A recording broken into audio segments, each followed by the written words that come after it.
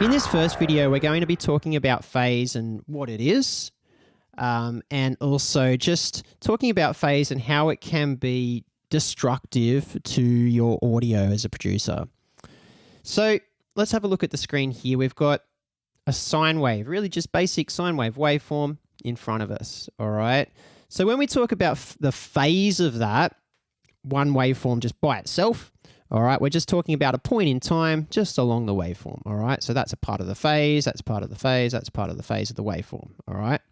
So when we discuss phase, however, usually we're not talking about just one waveform. We're actually talking about the phase relationship between two either different or similar or the same waveforms, okay? We're talking about two or more waveforms and their relationships between each other and how they interact. Okay, so that's what we're more discussing when we talk about phase in this course, okay? So let's play back our sine wave waveform, get that in our head and hear what it sounds like. Amazing, sounds great. So what we need to do here is just have a look at how phasing can be detrimental to our audio.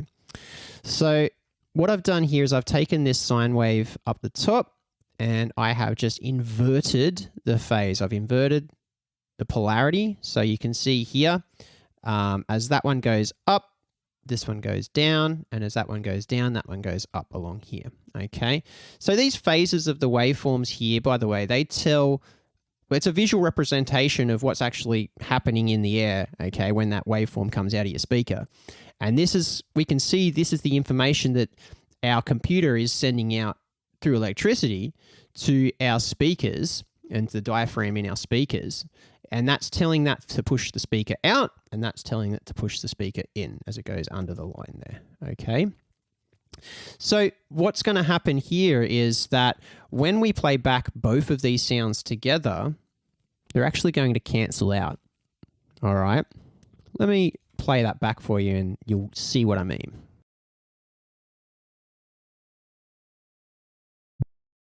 Okay, so notice apart from that little sort of noise that came in at the end there, we didn't have anything. Although you could see on these two channels here that there was actually audio playing back. On our master, there wasn't anything coming out.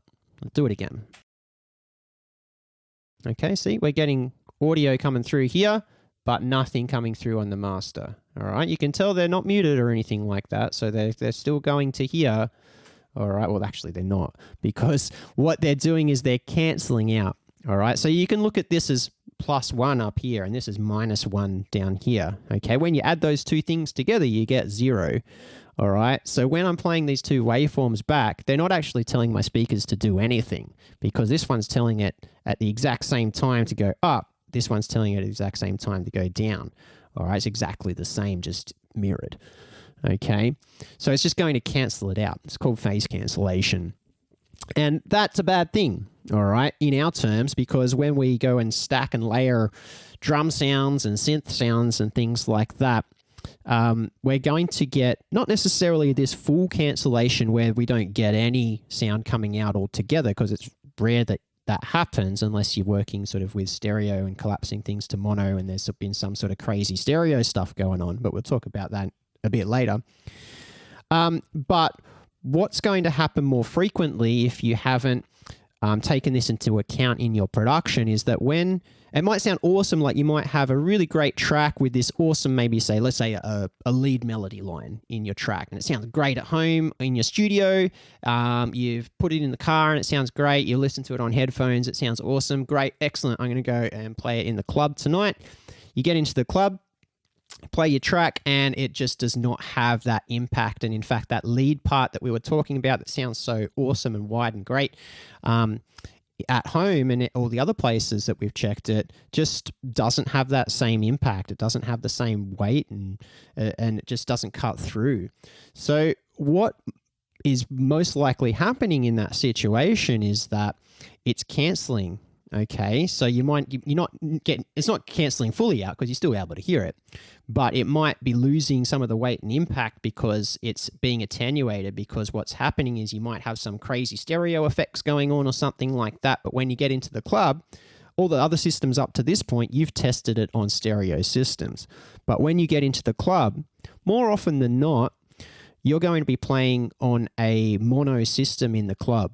So there's not any left or right separate information, okay? They're just combining, and particularly with, if you're playing back a stereo file, it's combining that stereo signal into just one big mono signal. So it's collapsing that left and right signal into mono. And if we've got, say, as an extreme example, this is our stereo waveform here, okay? So this is a sine wave in stereo. So this is a left and this is the right, as far as I remember.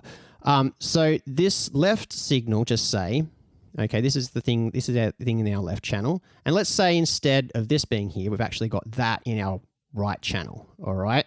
So this is going to sound nice at home. We're going to be able to hear it. It's going to sound fine because we're getting separate left and right information, and they're not having to fight to be played back on the same speaker. But when we get into the club, that's actually going to completely cancel out. So that part that you've put in there is actually going to cancel and not be heard, all right? Because it's combining that left and right information into one big signal, all right? So that's going to be detrimental to your audio, and it's something that you need to take into account as dance music producers when you want to get your tracks into the club and make them sound big. Okay, so another thing that you can look at here is, let's have a look at this. So I've got just doubled up my same sine wave from before, just on this channel here. Okay, so what we're looking at here is this handy little, let me just put that onto stereo, is this handy little utility. If you use Ableton, this is just the utility plugin in Ableton, but most DAWs have some sort of plugin that does a similar thing to this, and you can play with the phase and all this other business here. But for today, we're just looking at this section here. All right. So if you don't know, this little circle with the line through it, that means phase. That stands for phase. Okay.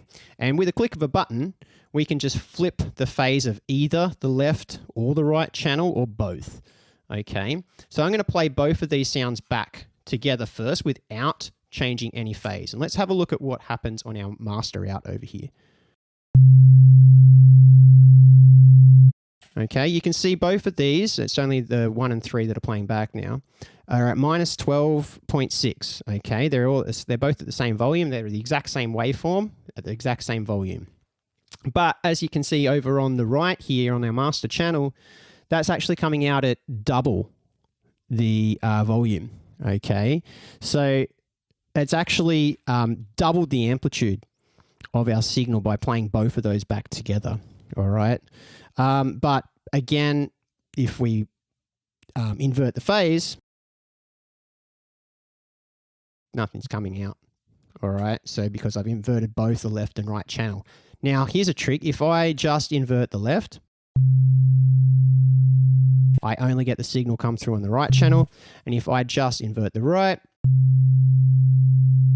I only get the signal coming through on the left channel. Okay. So that's phase in a nutshell. Okay. So there's extreme examples of phase cancellation, basically like things canceling to zero. So if you've done your production well, and you shouldn't be getting phase cancellation where things just cancel out to zero. Okay. It's rare that you'll come across that, but it does happen.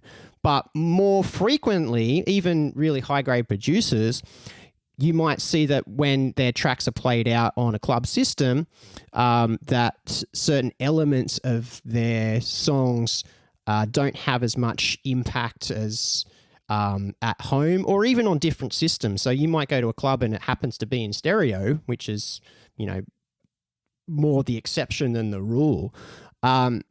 That it sounds great, but then you hear it in another club and it doesn't sound as good. So it might just be that, one's in stereo, one's in mono. But yeah, so that's some food for thought for you guys, that you know, phase exists, and it's something that you really need to take into account when you're making your tracks.